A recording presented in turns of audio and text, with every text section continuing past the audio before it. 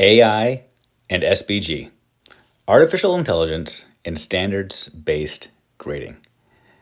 Two worlds that seem to be converging right now, and it makes me actually extremely excited.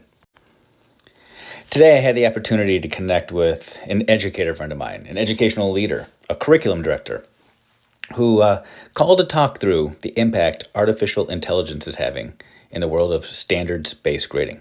I do a lot of work on SBG, helping districts identify the priority standards, how to align their assessment, how to make sure that kids are focused on the right content and curriculum moving forward. But yet, today, it seems AI is disrupting all that. It's moving the cheese for a lot of people and making a lot of people extremely uncomfortable. But not me. See, for years, I've been advocating that in the world of standards-based grading, we have to move beyond just focusing on the content. We have to focus on the true breadth and depth of the standard. I've shared with people before. In a study that I conducted a few years ago, we identified that 83% of our standards are written at a level of application, analysis, synthesis, evaluation, and creation. Analysis or above. However, 76% of current classroom assessment and instruction is at a level of understanding and recall. See, focusing on the standards means that we aren't just focusing on the content. We're focusing on the skills as well.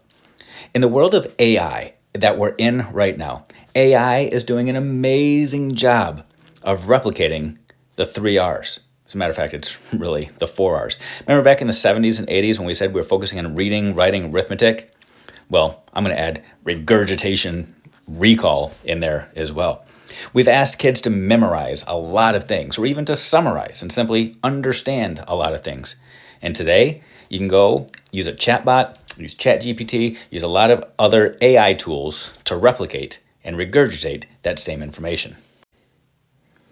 What AI cannot do, though, is replicate the 5 C's. The 5 C's are the humanistic side of education. The 5 C's, they deal with the 5 critical elements of education that we often miss.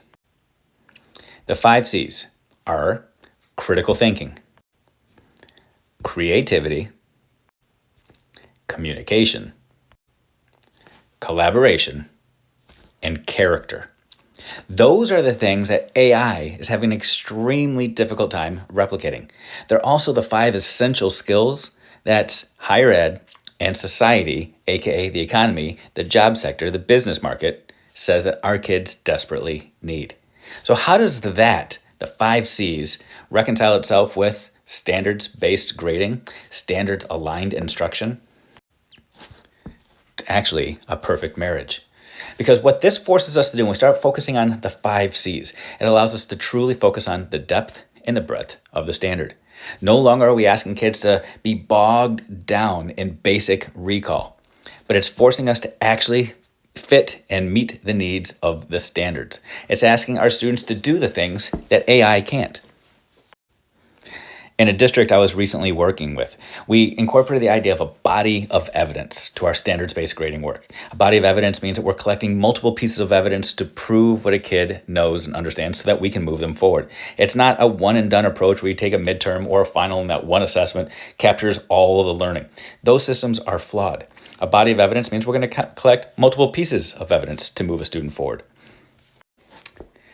And with this specific district, we took the 5 C's approach and created a menu of assessment items.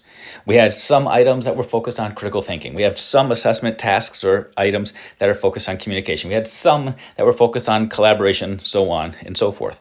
We ended up with a big master list of about 25 different assessment types, with approximately 4 to 6 assessment types within each category. Anytime a student is being assessed on a standard, anytime a teacher is trying to quantify or determine a grade for a student's competence or mastery of a standard, the teacher tells the student to choose 3 different assessment types from at least 3 of the 5 C's. You might have 1 communication, 1 collaboration, 1 critical thinking task, so on and so forth.